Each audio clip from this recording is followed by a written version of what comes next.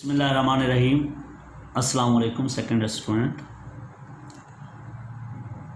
मेरे प्यारे बच्चे, हम केमिस्ट्री के हवाले से चैप्टर नंबर 4 को डिस्कस कर रहे हैं। आपको याद है, और चैप्टर नंबर 4 के लास्ट लेक्चर जो हमने बात की थी वो मेरे ख्याल के मुताबिक ऑक्साइड ऑफ फास्फोरस स्टडी किए थे। आज उसी बात को आगे बढ़ाते हैं। Oxy acids of phosphorus, oxy acids of phosphorus. मेरे प्यारे बच्चे, there are 2 oxy acids of phosphorus. There are 2 oxy acid, वैसे हैं 4, हमारी बुक में 2 हैं, मैंने चारों लिखे हैं ताकि आपको फार्मूलाज याद रहें। ऑक्सी एसिड 4 हैं, हमने डिस्कस सिर्फ 2 करने हैं, और जिनको डिस्कस करने मैंने उनको सर्कल कर दिया है। ऑक्सी एसिड कौन कौन से हैं? मेटाफास्फोरिक एसिड है जिसको HPO3 कहते हैं मेरे बेटा। फास्फोरस एसिड है H3PO4। Pyrophosphoric acid H4P2O7। Orthophosphoric acid H3PO4।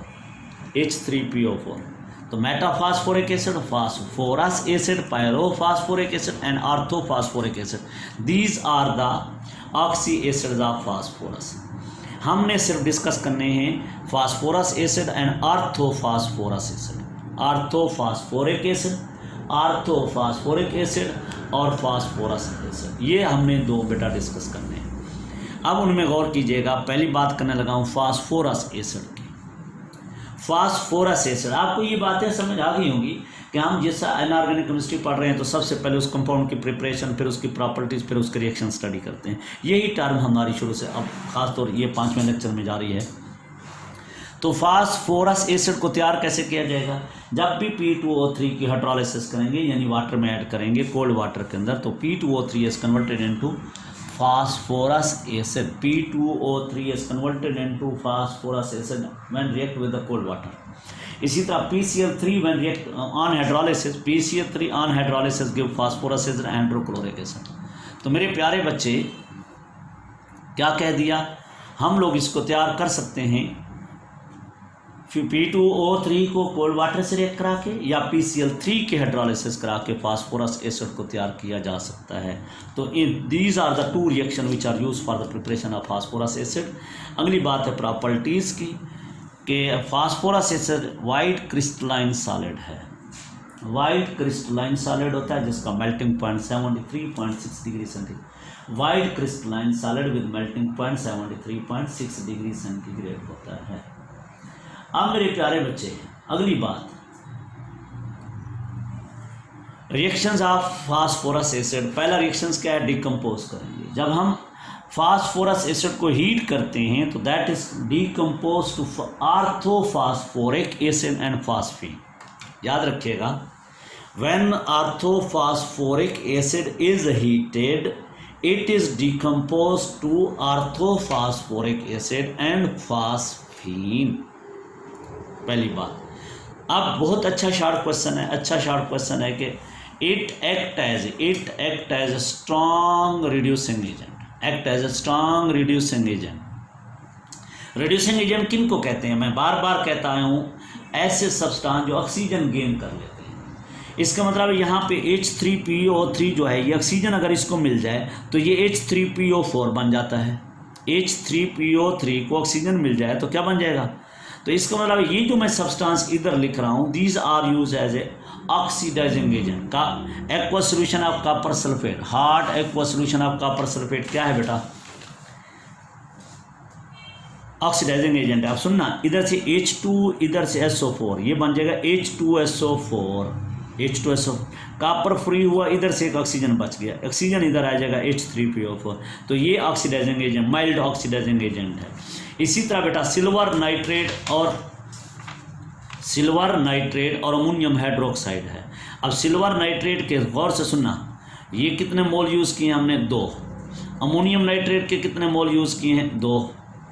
मैं थोड़ा ओपन करके लिख रहा हूँ, गौर से सुनना। यहाँ से ये HOH मिलके क्या बना गया? वाटर।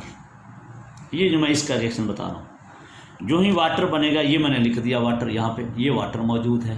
अगली बात सुनो, यहाँ से ऑक्सीजन एक बचा हुआ, ये वाला ऑक्सीजन इसको मिल गया, ये बन गया आर्थोफास्फोरिक एसिड। अब इधर क्या बच गया? NH4 कितने NH4? 2, इधर से NO3 कितने हैं 2, तो 2 mole of ammonium nitrate, 2 mole of ammonium nitrate. इधर से बाकी क्या बच गया मेरे बेटा सिल्वर, कितने मोल 2 मोल ऑफ सिल्वर में। तो इस पूरे को कहते हैं Tollen reagent. Tollen reagent is a mild oxidising agent, is weak oxidising agent. This can oxidise phosphorus acid to phosphoric. इसका मतलब ये बहुत अच्छा रिड्यूसिंग एजेंट है। एक माइल्ड ऑक्सीडाइजिंग एजेंट भी इसको ऑक्सीडाइज करके फास्फोरिक एसिड बना सकते हैं। तो ये मेरे बच्चे oxidising agent, mild oxidising agent थे। कॉपर सल्फेट का एक्वा सोल्यूशन, इसको मैंने कहा अमोनिकल सिल्वर नाइट्रेट कहा जाता है। Ammoniacal silver nitrate Tollen reagent कहलाता है, ये भी माइल्ड ऑक्सीडाइजिंग एजेंट है। तो ये mild oxidising agent phosphorus acid को फास्फोरिक एसिड में तब्दील कर देते हैं। ये बेटा रिड्यूसिंग एजेंट के। अब लास्ट रिएक्शंस है, reaction with nascent hydrogen. Nascent hydrogen किसको कहते हैं? ऐसा हाइड्रोजन जो रिएक्शंस के दौरान ही क्रिएट हो, एटॉमिक हाइड्रोजन, और वो रिएक्ट कर जाए। मेरे बेटा जब गौर से सुनना, जो हमारे पास नेसेंट हाइड्रोजन है वो रिड्यूस कर देता है फास्फोरस एसिड को, किस में? फास्फीन में। जब जिंक को आप लोग HCl से रिएक्ट कराते हो तो जिंक क्लोराइड बन जाएगा और यहाँ से हाइड्रोजन निकलेगा। ये हाइड्रोजन ये ले आया हूँ बेटा, अब गौर से सुनना। H3PO3 में कितने हाइड्रोजन लेके आया? 6। क्यों? 3 ऑक्सीजन है तो 3 वाटर मॉलिक्यूल, ये PH3 बाकी बन जाएगा, ये PH3 बन जाएगा और ऑक्सीजन हाइड्रोजन के पास चल के वाटर बना देगा। तो nascent hydrogen which is produced by the reaction of zinc and hydrochloride. यहाँ पे ये रिएक्टेंट नहीं है, these are the source of this nascent hydrogen. Zinc and HCl are the source of nascent hydrogen accept oxygen and convert phosphorus acid to phosphine. Clear? तो ये oxygen बेटा क्या कर रहा है? दे रहा है। जो ऑक्सीजन देते हैं इसको ऑक्सीजन दे रहा है, तो ये क्या हो गया बेटा? रिड्यूस हो गया। H3PO3 क्या हो जाता है? ऑक्सीजन गेन करना ऑक्सीडेशन होता है, ऑक्सीजन लूज करना रिडक्शन होता है। तो रिड्यूस हो गया। H3PO3 क्या हो जाता है बेटा? रिड्यूस हो जाता है किस में? PH3 phosphine. ये अगली मेरी बात समझ आ गई होगी। These were the some reactions of phosphorus acid. अब बात करते हैं आर्थोफास्फोरिक एसिड। पहली बात है आर्थोफास्फोरिक एसिड को तैयार कैसे करेंगे, प्रिपरेशन कैसे होगी। मेरे बेटा orthophosphoric acid H3PO4 can be prepared when P2O5 react with hot water. P2O5 को जब भी हॉट वाटर से रिएक्ट कराओगे तो आर्थोफास्फोरिक एसिड बन जाएगा। PCl5 की हाइड्रोलिसिस करोगे तो क्या बन जाएगा? आर्थोफास्फोरिक एसिड बन जाएगा। रेड फास्फोरस को कंसंट्रेटेड नाइट्रिक एसिड के साथ रिएक्ट कराओगे तो क्या बन जाएगा? आर्थोफास्फोरिक एसिड, नाइट्रोजन डाइऑक्साइड और वाटर बन जाएगा। तो फास्फोरस पेंटाऑक्साइड को हॉट वाटर के साथ, फास्फोरस पेंटाक्लोराइड की हाइड्रोलिसिस, रेड फास्फोरस को कंसंट्रेटेड नाइट्रिक एसिड के साथ रिएक्ट कराएंगे तो आर्थोफास्फोरिक एसिड तैयार हो जाते हैं। लार्ज स्केल पे तैयार करना हो तो कैल्शियम फास्फेट से तैयार किया जाता है, जो कैल्शियम फास्फेट रॉक्स के अंदर पाया जाता है बेटा। कैल्शियम फास्फेट को सैंड के साथ हीट करो स्ट्रांगली। जो ही सैंड के साथ हीट करोगे तो कैल्शियम सिलिकेट और फास्फोरस पेंटाऑक्साइड हासिल होगा। इस फास्फोरस पेंटाऑक्साइड की हाइड्रोलिसिस करो, हॉट वाटर के साथ रिएक्ट कराओ तो वी विल गेट आर्थोफास्फोरिक एसिड। तो लार्ज क्वांटिटी में तैयार करना हो तो कैल्शियम फास्फेट उठाओ, उसको सैंड के साथ हीट करो। जो ही स्ट्रांगली हीट करोगे कैल्शियम सिलिकेट और फास्फोरस पेंटाऑक्साइड बन जाएगा। फास्फोरस पेंटाऑक्साइड की हाइड्रोलिसिस करते जाओ तो आर्थोफास्फोरिक एसिड बन जाएगा। इनमें मैंने 4 रिएक्शंस आपको ऐसे बताए हैं जिनके अंदर प्रिपरेशंस पढ़ाई। कौन सी? फास्फोरस पेंटाऑक्साइड की हाइड्रोलिसिस, फास्फोरस पेंटाक्लोराइड की हाइड्रोलिसिस। रेड फास्फोरस को जब हमने कंसंट्रेटेड नाइट्रिक एसिड के साथ रिएक्ट कराया तो फास्फोरिक एसिड NO2 एंड और लार्ज स्केल के ऊपर बेटा क्या है? कैल्शियम फास्फेट को जब भी सैंड के साथ रिएक्ट करेंगे तो कैल्शियम सिलिकेट, फास्फोरस पेंटाऑक्साइड और फास्फोरस पेंटाऑक्साइड की हाइड्रोलिसिस करेंगे तो आर्थोफास्फोरिक एसिड तैयार हो जाएगा। ये मैंने आपको जस्ट प्रिपरेटरी मेथड बताए हैं आर्थोफास्फोरिक एसिड्स के। अब बेटा बात करते हैं उसकी प्रॉपर्टीज़ और रिएक्शंस की। अब गौर से सुनना। आर्थोफास्फोरिक एसिड है कलरलेस डीलिक्विशन क्रिस्टलाइन सॉलिड। डीलिक्विशन किसको कहते हैं? ऐसे सब्सटेंस जो नमी, इनको हाइग्रोस्कोपिक भी कहते हैं, डीलिक्विसेंट भी उनको कहा जाता है जो नमी से बेटा क्या करते हैं, एटमॉस्फेयर में जो नमी मौजूद है उसको जज करके सॉलिड से वो लिक्विड बन जाते हैं, उनको डीलिक्विसेंट सब्सटेंस कहा जाता है।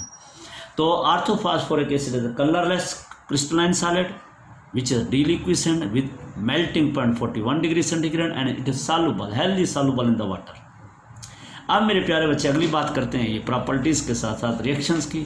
अब इन रिएक्शंस में पहला रिएक्शंस है as a acid, orthophosphoric acid is a tribasic acid.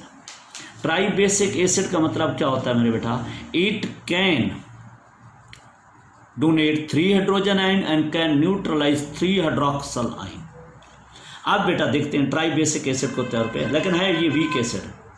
Tribasic acid देखते हैं 3 ऑफ साल्ट कैसे देता है, 3 हाइड्रोक्सल आयन को कैसे न्यूट्रलाइज करता है, स्टेप बाय स्टेप एक एक हाइड्रोजन आयन डोनेट करता जाता है।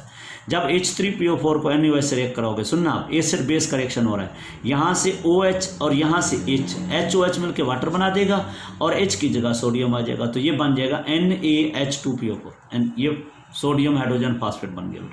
सोडियम डाइहाइड्रोजन फास्फेट को दोबारा फिर NaOH के साथ रिएक्ट कराओगे तो फिर यहाँ से OH और यहाँ से एक H मिलकर वाटर बना देगा और ये सोडियम इसकी जगह आ जाएगा बेटा, तो सोडियम क्या बन जाएगा, Na2HPO4 और इस Na2HPO4 को फर्दर फिर सोडियम हाइड्रोक्साइड से रिएक्ट करेंगे तो फिर यहाँ से हाइड्रोक्सल और यहाँ से हाइड्रोजन, ये क्या बना देगा, वाटर और सोडियम फास्फेट बना देगा। तो we get series of 3 salt when react with the alkalis step by step. In this way we can say sodium orthophosphoric acid can donate 3 hydrogen ion and can neutralize 3 mole of sodium hydroxide. It is therefore it is a tribasic acid। अगली बात, last बात बेटा, effect of heat. Orthophosphoric acid को जब हम heat करेंगे कितने temperature पे, 240 डिग्री सेंटीग्रेड के ऊपर, it will lose the water. When it lose the water it is converted into pyrophosphoric acid. इसमें से वाटर देखो बेटा, 2 मोल से वाटर निकालो तो क्या बचेगा, H4P2O7। H4P2O7 is the formula of pyrophosphoric acid. अगर पायरोफॉस्फोरिक एसिड को फर्दर 360 डिग्री सेंटीग्रेड के ऊपर हीट करोगे, यानी 240 की बजाय अगर 360 तक ले जाओगे तो ये और वाटर लूज कर देगा। When it loses water it is converted into metaphosphoric acid. तो मेरे प्यारे बच्चे, ऑर्थोफॉस्फोरिक एसिड को 240 पे हीट करेंगे, 2 mole of orthophosphoric acid will condense and this is converted into pyrophosphoric acid. When pyrophosphoric acid is further heated to 316 degree centigrade, it lose 1 more water molecule and converted into metaphosphoric acid.